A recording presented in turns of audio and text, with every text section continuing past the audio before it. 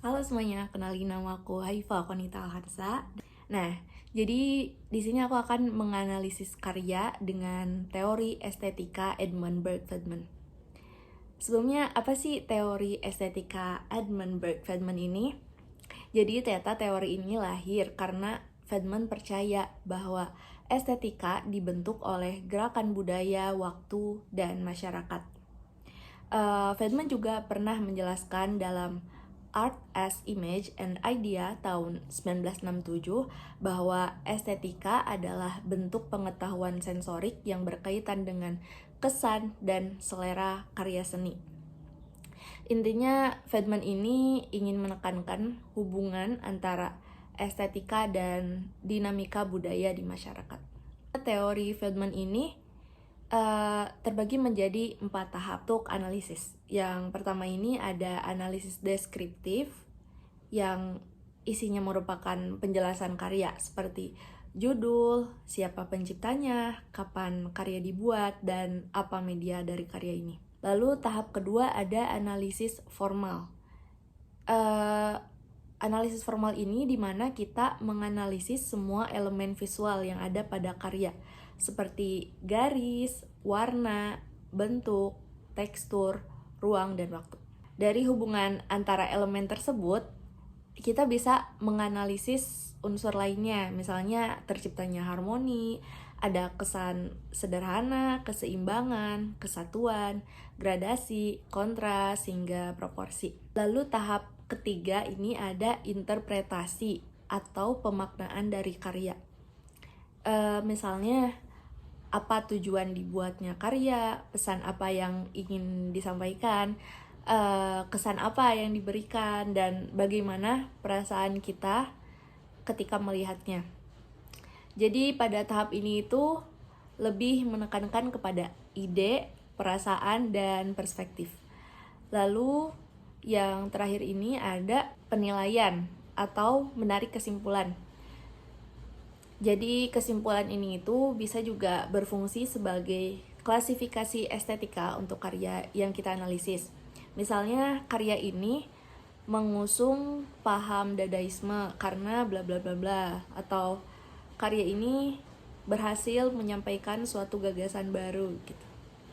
Intinya pada tahap terakhir ini akan timbul pertanyaan apakah seniman berhasil. Berhasil yang dimaksud adalah berhasil membuat karya yang berkualitas serta berhasil menyampaikan gagasannya secara utuh lewat karya seninya. Oke, jadi tadi itu adalah penjelasan dari teorinya. Sekarang kita akan langsung menganalisis karya. Yang pertama itu ada karya dengan judul Young Ladies of the Village karya Gustav Courbet. Tahun pembuatannya itu tahun 1851 dengan media oil on canvas. Analisis formalnya itu pertama garis. Kita bisa lihat ada garis bergelombang yang memisahkan antara dataran hijau dengan langit biru. Lalu ada beberapa warna, ada latarnya ada hijau dan biru, lalu ada warna kuning, merah muda pada pakaian yang dikenakan. Lalu ada coklat, putih, krem, hitam pada hewan, dan juga pada bayangan. Selanjutnya tekstur. Kita bisa lihat nih di rumput, lalu tekstur pada tanaman yang tumbuh liar, tekstur batu atau tanah pada tebing, dan tekstur kain pada pakaian. Untuk ruang dan waktu kita bisa lihat ya, ini siang hari dari langit yang terlihat biru dan ruang yang terbuka. Untuk harmoni, keselarasan dari objek dan warna yang digunakan menambah prinsip harmoni. Lalu kontras, kita lihat dari langit dan bukit tuh yang warnanya berlawanan gitu ya, sehingga terlihat kontras. Lalu pada pakaian para wanita juga dibuat kontras dengan latarnya agar orang-orang ini menjadi point of interest atau menjadi objek utama. Lalu gradasi ya, karena lukisan ini 3 dimensi, pastinya menerapkan gradasi agar realistis. Dan terakhir ada kesederhanaan yang diciptakan karena objek yang ada ini sedikit pada ruang atau latar belakang yang lebih luas atau lebih terbuka. Interpretasi saya pada karya ini, ketika menatap lukisan ini, ada rasa kedamaian, perasaan santai. Karena lukisan ini menggambarkan kehidupan masyarakat di pedesaan, rasa tentram dan jauh dari kehidupan dan kebisingan kota. Selain itu, lukisan ini juga berusaha menunjukkan dan meromantisasi kehidupan masyarakat biasa dengan pakaian dan kegiatan pedesaan pada umumnya. Penilaian atau kesimpulan untuk karya ini, yaitu karya ini berhasil menggambarkan kehidupan sederhana, menggabungkan kehidupan manusia dengan alam, dan Corbett juga ternyata memiliki harapan tinggi pada karyanya yang ini. Ia berusaha berinovasi, dan tapinya ketika dipamerkan di Salon tahun 1852, para kritikus menyerangnya sebagai karya yang aneh dan tidak menarik karena menampilkan pakaian desa, ada anjing kecil, lalu menunjukkan hewan ternak yang terkesan konyol pada masa itu. Tapi karya ini menjadi batu loncatan dan mulainya lukisan kehidupan masyarakat biasa. Lalu selanjutnya ada karya dengan judul Aku dan Istriku. Senimannya ini merupakan seniman Indonesia yang terkenal, yaitu Hendra Gunawan. Lukisan ini dibuat pada tahun 1977, media oil paint pada kanvas. Pertama, garis. Kita bisa lihat pada tarikan-tarikan kuas pada kanvas yang membentuk rambut, lalu motif batik pada pakaian yang dikenakan sang wanita atau sang istri dari pelukis ini. Lalu warna pada lukisan ini dominan warna primer ya, yaitu ada merah, kuning, biru yang dikombinasikan sehingga menimbulkan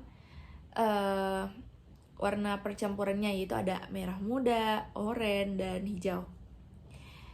Untuk tekstur lukisan ini terlihat sedikit kasar ya, karena dari penarikan kuas sehingga warnanya itu terkesan kasar, dan dari penggabungan warnanya juga.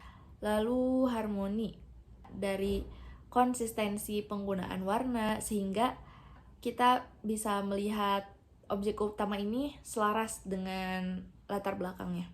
Ada kontras yang diterapkan ini yaitu penempatan warna terdekat yang berlawanan sehingga kita masih bisa melihat jelas objek utama yang ingin disampaikan walaupun warnanya ini terlihat sama, selaras gitu. Jadi kita tidak akan rancu karena warnanya kontras. Irama.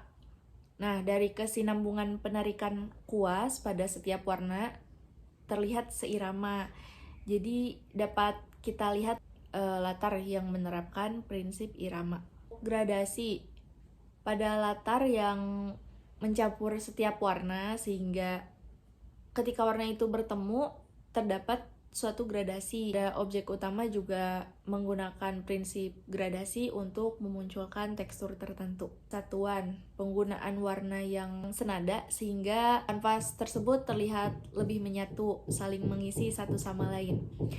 Lalu selanjutnya ada keseimbangan, di mana objek utama yang merupakan wanita dan pria ini buat seakan-akan memenuhi seluruh kanvas sehingga lihat seimbang dan tidak dominan gitu antara objek perempuan dan wanita. Lalu proporsi objek manusia yang berada di tengah, sisanya latarnya ini diisi dengan warna yang selaras. Jadi pada karya ini proporsinya itu mengutamakan objek manusia. Terakhir, prinsip kesederhanaan dibuat secara sesederhana mungkin dengan hanya tarikan garis dan warna-warna yang tidak terlihat realistis, namun kita bisa tahu bahwa pada lukisan ini ada objek wanita dan pria yang sedang berpelukan. Nah, selanjutnya interpretasi untuk karya ini ternyata merupakan potret figur dari senimannya sendiri yang sedang memeluk istrinya. Kita bisa lihat nih di belakang kedua figur ini ternyata merupakan jeruji besi yang mengindikasikan jeruji penjara tempat Hendra ini mendekam di penjara sampai 13 tahun. Ia mengakui bahwa inspirasi dari penggunaan warna-warna cerah ketika ia sedang memikirkan istrinya.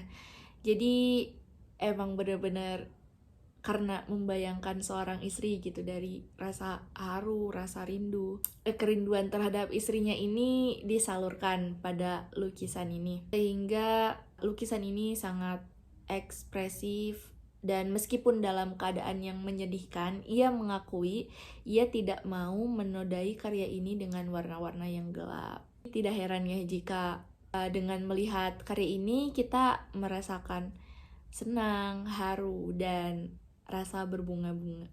Untuk penilaian karya ini, menurut saya karya ini menarik karena bagi seniman Indonesia, gaya lukisan seperti ini mungkin masih sangat sedikit pada masa itu. Lalu karya ini juga termasuk karya yang sangat imajinatif dan sangat ekspresif. Jadi itu dia analisis karya tadi dengan teori estetika Edmund Burke Feldman. Aku Hifa, aku izin undur diri. Terima kasih.